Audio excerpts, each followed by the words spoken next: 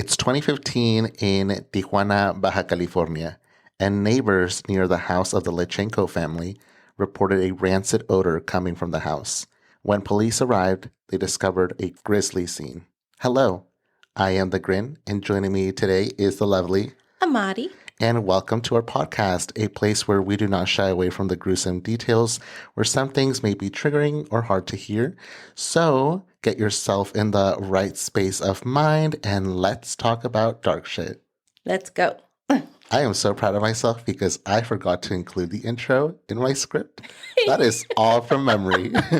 We have done this so much that now I have memorized that whole part. I have mine memorized. It's just the ending that sometimes is like, how do I start it? And it's only one little word, B, and that's the part I always forget. Oh my gosh. Well, yes, let's see here. Today we're going to talk about the Lechtchenko family. So Igor Lechtchenko was a fitness trainer, and Yulia Masny was an ex-beauty queen and dancer. The pair met at a circus where they worked together in Ukraine. They later married and left, and in 1995, they left their homeland in Ukraine and immigrated to San Luis Potosi, Mexico. In 1996, the pair would welcome their first daughter, Anastasia. The pair had been looking for a better life and wanted to live off what they loved doing the most, which was dancing. The pair were so good that they made it to a Mexican TV show titled Un Nuevo Dia. With the success that they were receiving, they moved to Mexico City for some time and then decided to pack up their bags and move once again, this time to Tijuana, Baja California. They moved to a home located in Paso de Ensenada 2311 in section Jardines del Sol in Playas de Tijuana. Okay, I think I got all that. I just want to, so they're from Ukraine and they moved to Mexico? Yes. How long did it take them to learn Spanish? That's a good question. I did not see how long they took them to learn Spanish. Isn't that like hard? What language do they speak in Ukraine? Russian. It was Russian? Okay, so Russian going to Spanish. Well, this specific family spoke Russian. So I mean, That sounds like it would be hard. Well, I'm guessing like anybody who immigrates anywhere who's not familiar with the language, it would be hard to learn the language. Maybe, yeah, but I feel like if you're English, if you speak English, yeah, going to, learning to speak Spanish, it's hard, but it's not a huge jump like Russian to From Spanish. Russian to Spanish? Yeah. I don't know. Maybe it's just me thinking it's harder than it should be. I agree with you. I think learning a language is hard, but I mean, some people just do it and are fast learners. Yeah, that's true. Once the family was settled, that's when Igor pursued this career that he wanted to take, which was becoming a fitness trainer. He later trained athletes who would go on to compete in the Olympics. And Yulia became a Russian teacher in the school of Benito Juarez. Despite all her parents' success, Anastasia was given a normal childhood. Later, when she became an adolescent, she was like most teenagers, sneaking out of the house, partying with friends, the occasional spat with her parents, but nothing out of the ordinary. In 2003, the couple welcomed their second daughter, Valeria. Now, Valeria was born with multiple disabilities. First, Valeria couldn't speak, and doctors say it was autism, but she would a lot of times wander off senselessly at random places with no explanation. Sometime after Valeria's birth, the couple's marriage had started becoming rocky, and they soon divorced. Yulia would get custody of the girls. Now, Yulia did her best to raise her daughters. She made sure to always take Valeria to her rehabilitation appointments. Then 2010 came around and Anastasia, her eldest, started high school, and things started going downhill for her. Anastasia became much more moody, irritable, and at the age of 14, she was already very familiar with doing drugs with friends. And at some point, she applied for multiple jobs to become a translator since She was fluent in Spanish, Russian, and English, and would always get denied. Being told no would always frustrate her and infuriate her. And when she was told no multiple times, this caused her to run away, basically. She was 14 and she was applying at jobs? Yeah, she left school. Oh, okay. No, she was 14 doing drugs, and then later on just left school and then started applying for jobs. Oh, okay. Got it. Skip to February 9th, 2015. Anastasia runs away. Her parents grew worried because she had just left without a word. So they went to the authorities and filed a missing persons report, worried that something happened to their daughter. Her parents also posted her information all over Facebook, hoping someone knew her whereabouts. But nobody knew her whereabouts for a whole month until she logged on Facebook on one random day and started posting some strange messages. Messages like, I was born a man and a woman.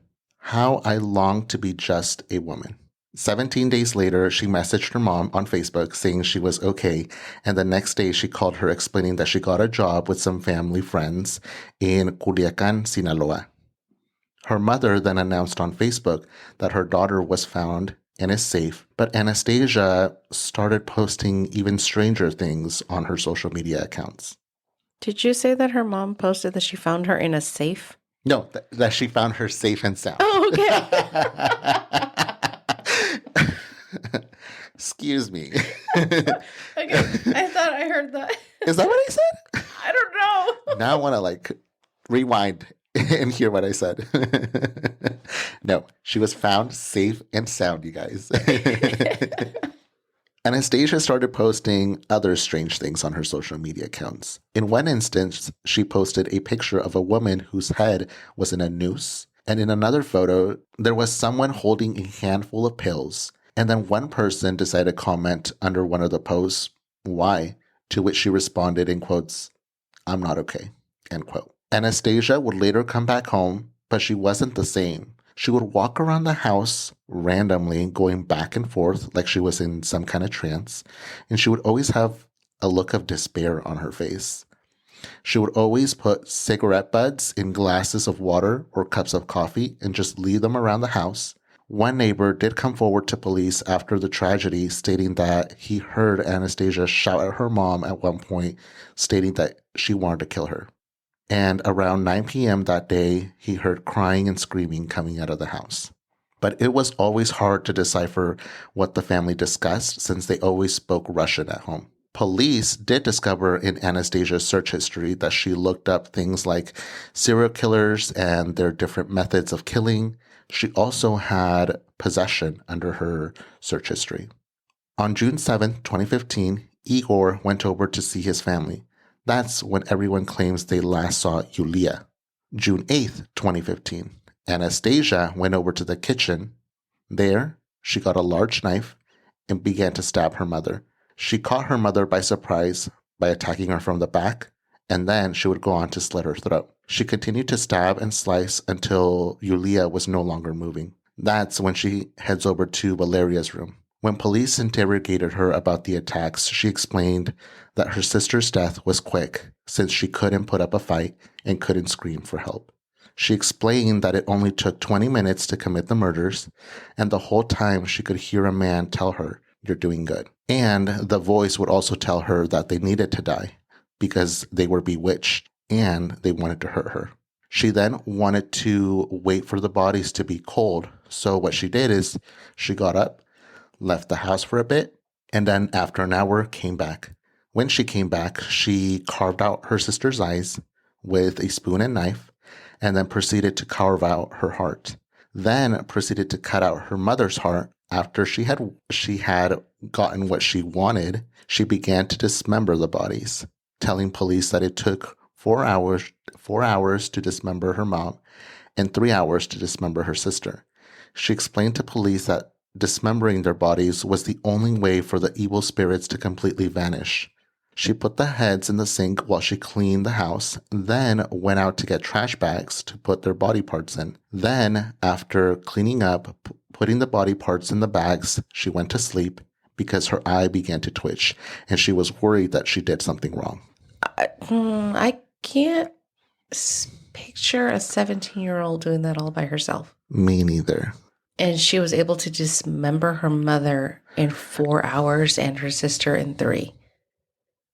Like the carving part, okay, I could see that, but dismembering?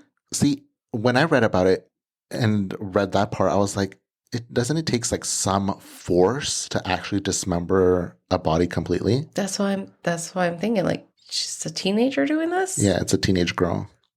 But we'll get to a few things here in a bit. Okay. But yes, I do agree with you. I don't know if she acted on her own. And according to her, there was somebody there telling her that she was doing good. Now, is that a voice or is that an actual physical person? Let's find out.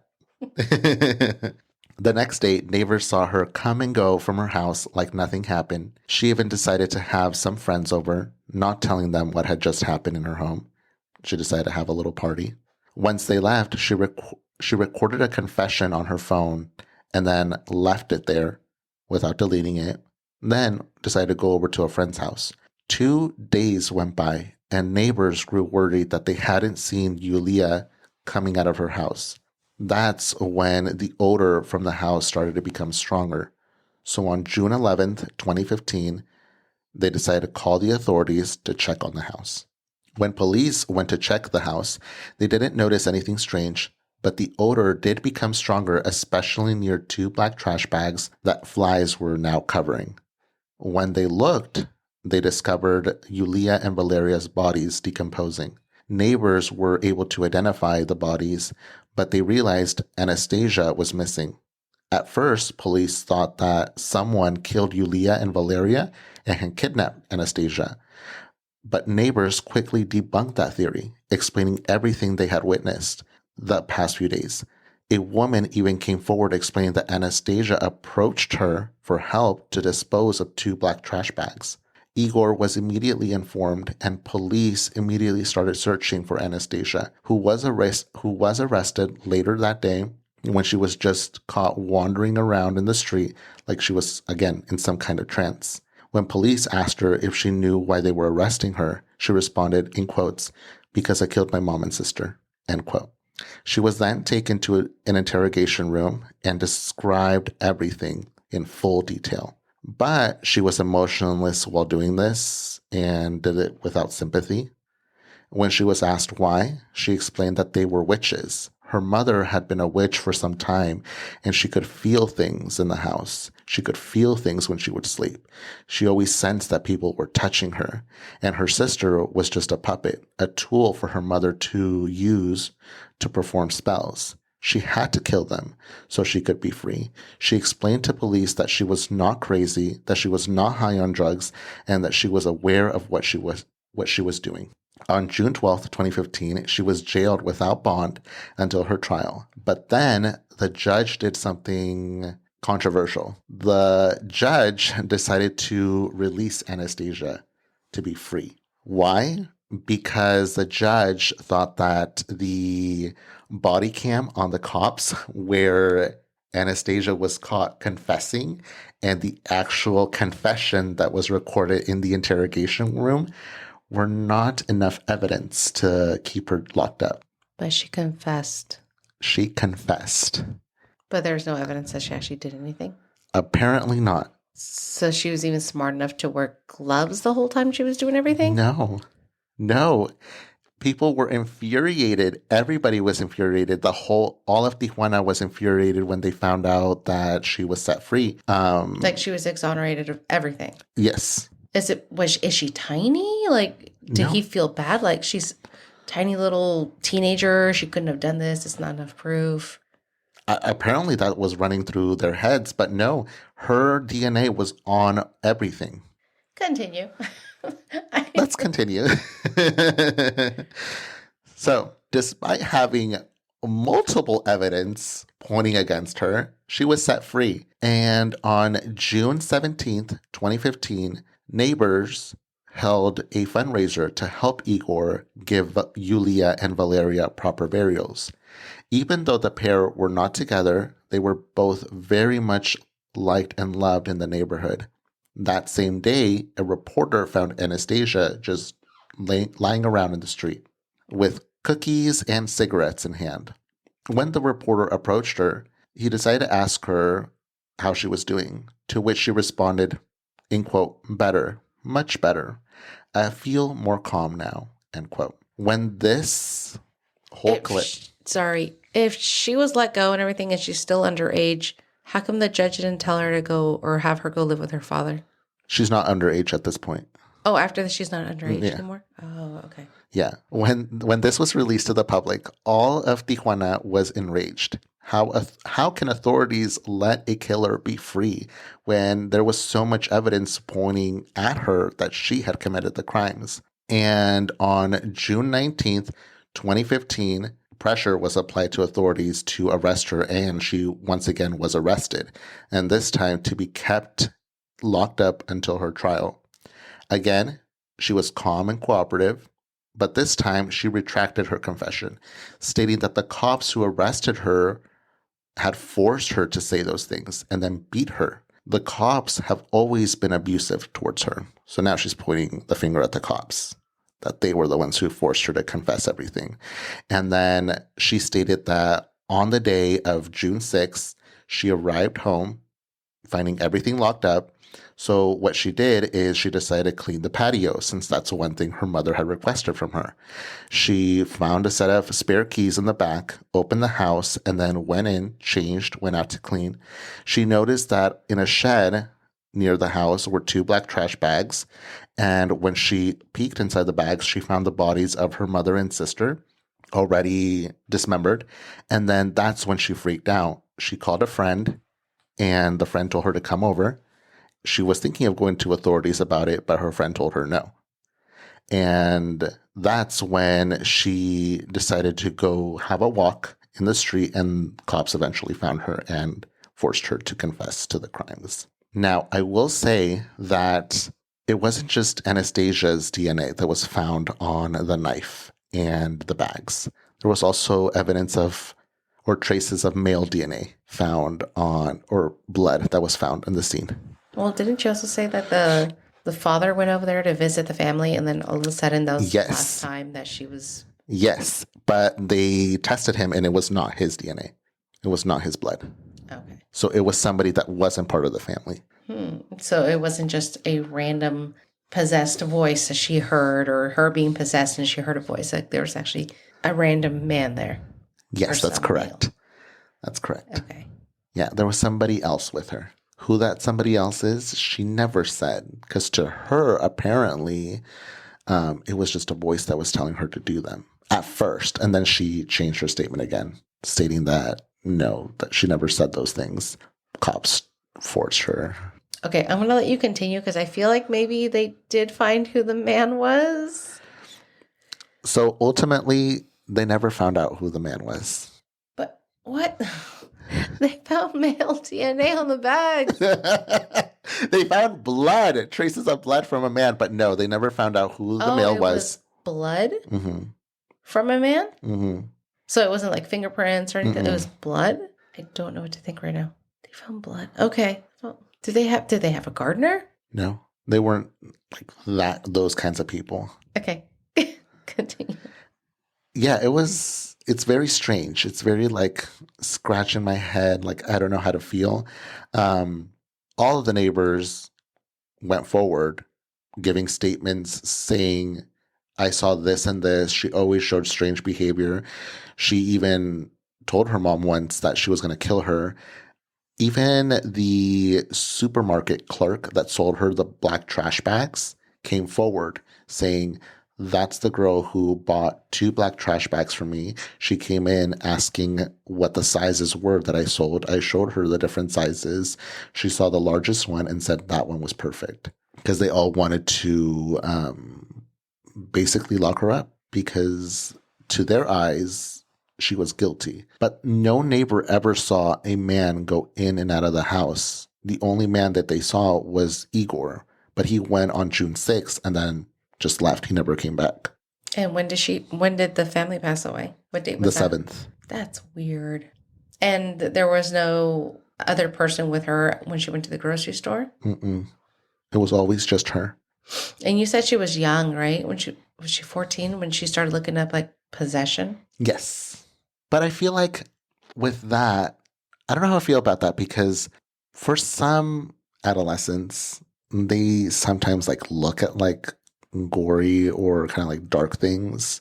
I mean, it doesn't, just because you look it up doesn't mean you're doing it. That's how I see it. Well, they're able to look up search histories on your internet or yeah, on the internet that you look through. So Oh, she only searched it one time. no. So she searched up, or she would post things about like dark things like that, like possessions and like gory things. But before the murder of her mother and her sister, they did find search history in her search history. I can't speak today. In her search history, that she was looking up possession and serial killers with different types of methods of killing. And that was days before the murder of her mom and her sister. That was days before. Oh, okay. Yes. So I was thinking like years No. before she actually did this. No. Oh. Now that just makes it sound like she's trying to make us seem like, oh, I was possessed. I was this, like she was crazy. Right. See, in my head, I honestly, I thought you said that she was 14 when she was looking up this stuff. No. It started when she was 14. Like she would get into drugs and look up things like that. But days before the murder, she actually looked up methods of killing from serial killers and possession. And how long did you say that she was missing? She was missing for a whole month. For a whole month. Did she ever tell her mom where she went? Or Yeah, she told her mom that she was in Sinaloa and that she just got a job with some family friends. And her mom didn't like go and actually. No, she didn't go and actually like confirm it. She just accepted it from word of mouth, I guess. Yeah. And I guess it would be kind of hard. I mean, I kind of get where she's coming from. It would be kind of hard for her to travel with the sister. They probably could have sent the dad, but I don't know what the relationship was there. So see, for a bit, I was thinking like maybe like she found a pimp or something, like what are they called, a pimp daddy or somebody who pimped her out and like in charge of her kind of thing. Yeah, that's what I was thinking. So she said, well, they don't know, like they never really went to go check to see if everything was true. Was she actually safe with another family? That's true. I mean, what I thought too, or something that came across my head, was that maybe it was some kind of initiation. Like, was she joining some type of gang or like cartel? I don't know. But they never said anything like that, right? No, they never said anything like that. And I will be posting the because the body cam video of her confession was leaked on the internet. So you can actually find it on YouTube. If you guys are interested, I can post like a clip of it online on Instagram. But when I saw the video, she was very calm, but she looked like she could have been high. But they did run some tests on her and she wasn't on drugs. Did they ever find her with any mental illness? No. Again, she would have fits of rage, but then, I mean, what kind of teen doesn't? That's a teenage thing. But I don't know how many teenagers actually say they're going to kill their parents, but... That, well, yeah, that's a bit extreme. I don't know what to say. Like, I know I've heard that sometimes some mental illness can make it seem like you're on drugs or something, or that something's off. Yeah. But you said they didn't find anything with her. No, they didn't. I'm at a loss. I don't know what to think with this one. I can't think of things of why she could have done this. Like, could she have been actually seeing things?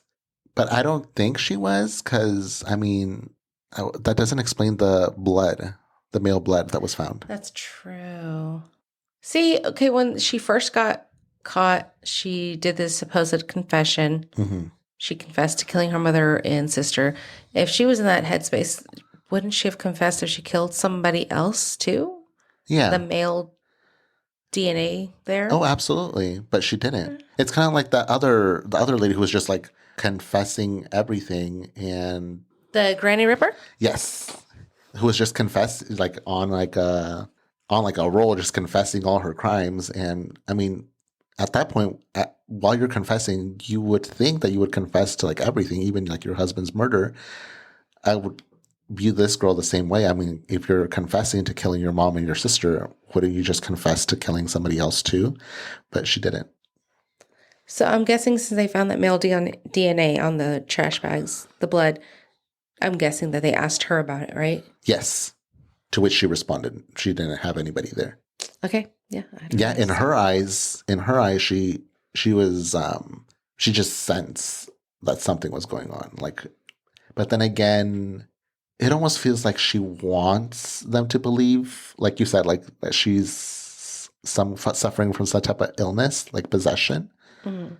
But I don't know. Ultimately, she was given a sentence of 80 years at the penitentiary de la Mesa in Tijuana, where she's living out her days.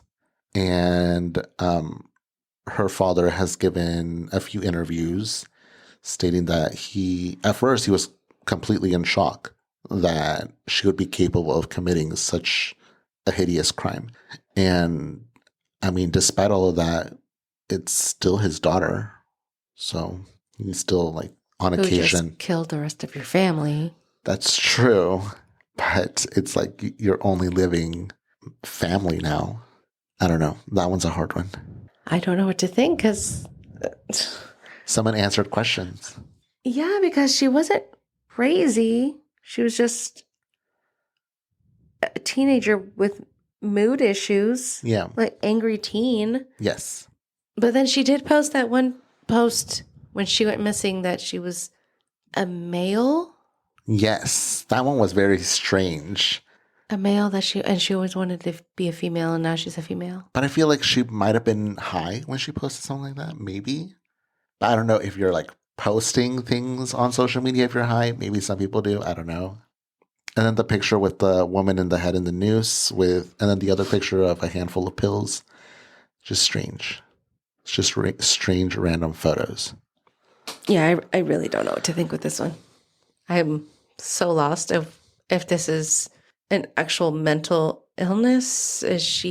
Was she on drugs and somebody was messing with her, talking to her, but they're saying like, oh, I'm not here. What is that kind of magician? I don't know. This isn't real. It's all in your imagination. Oh, like I was gonna say some kind of what are those people called? Hypnotist? Like, yes, hypnotist. Like somebody hypnotized her. You guys didn't see this, but I was like swinging something imaginary in front of Amadi's face. No, they weren't part of like a circus act. Otherwise, that would have been like, maybe. Mm-hmm. Yeah, they left their circus when they left the Ukraine. So yeah, so that no, I don't. Yeah, I'm lost. I'm sorry. It's very strange. Yeah, I don't know what to think. I don't know. You would think that you could do something with that blood, like actually, like maybe look. But this happened in Mexico, so I don't know what the protocol is down in Mexico. It wasn't that long ago. It wasn't. It's 2015. You would think they would have like stuff like this on record, and you can just. I was gonna say you could just plug it in and then maybe find a match. I don't know if that's how things work. I think now that's how something like that works. I don't know. Back then, though. Yes. Let us know what you guys think. Do you think that she was suffering from some type of mental illness? Was there somebody there? I mean, there had to have been. What do you think? Where do you think that male blood came from that was found on the bags? Let us know. I actually, what was it? A month ago? No, like a month and a half ago. I went to Tijuana, and that's how I came across this case. Because I was like, wouldn't it be so cool if I found something to talk about while I was here? And I was looking up things like crimes committed, and I came across this one, which I thought was very, very strange. And one that actually like pissed off a lot of people down there. So that's how I came across the case of Anastasia Lechtchenko. Yeah, it's a good one because, I don't know what to say. Amadi's at a loss for words right now. She's just like zooming off thinking. I am. I'm trying to find things to make me believe or say why she could have done this, but I can't. And it's not like she was, and never did it say anything that she was tortured or bullied or anything from her mom or family growing up. No, she didn't say anything like that. She just said that she just accused her mom of being a witch. Yeah, being a witch, doing things that weren't okay. But see, that's already like talking crazy. Yeah, and saying that your sister's just a puppet. Yep, doesn't help. I can't think of anything. Yes. Yeah, I don't know. I'm curious to see and hear what you guys think about this one. It's a strange one, I know. I think we presented two very lost for words cases back to back with last week's and now this one. I'm sad. I don't know what to think. I don't know what to say. But yes, let us know what you guys think. If you guys are interested, I will be posting maybe like a snippet of that confession body cam video on Instagram. So make sure you guys are following us there. Or if you don't want to go to Instagram or don't have an Instagram, again, the clip is on YouTube. Somebody leaked it and it's still up. So once it's up, you can't. People just copy and paste it and repost it. Well, thank you for sharing that one with us because you know what? Maybe, I don't know. Maybe there doesn't have to be a reason for people to kill or go through these little episodes. People are just freaking crazy. That's very true. Even though I'm trying to still look for a reason, but maybe it's just honestly, craziness. if you ask me, if reading all this, I believe there was somebody else with her. I believe there was a male with her. I believe that she did not act alone because, like Amadi mentioned, this is a young girl basically dismembering her mom and her sister. It takes force to dismember a body. So I'm pretty sure there was somebody else there with her doing all these things, accidentally cut himself, and then his blood landed on the bags. Who that person is, who that individual is, we don't know. Maybe she's trying to protect somebody. It didn't say that she was in a relationship of some kind. She never stated that. But yes, maybe it's somebody who she fears.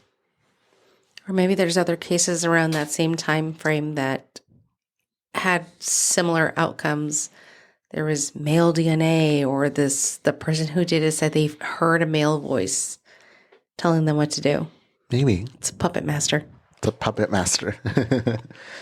Well, thank you, Grain. That was enjoyable. I don't know what to say. Amadi's still at a loss for words, you guys. I But yes, make sure you leave us a comment. Make sure you share. Let us know what you guys think. And remember to be well. Be safe. And see y'all next time. Bye. Bye.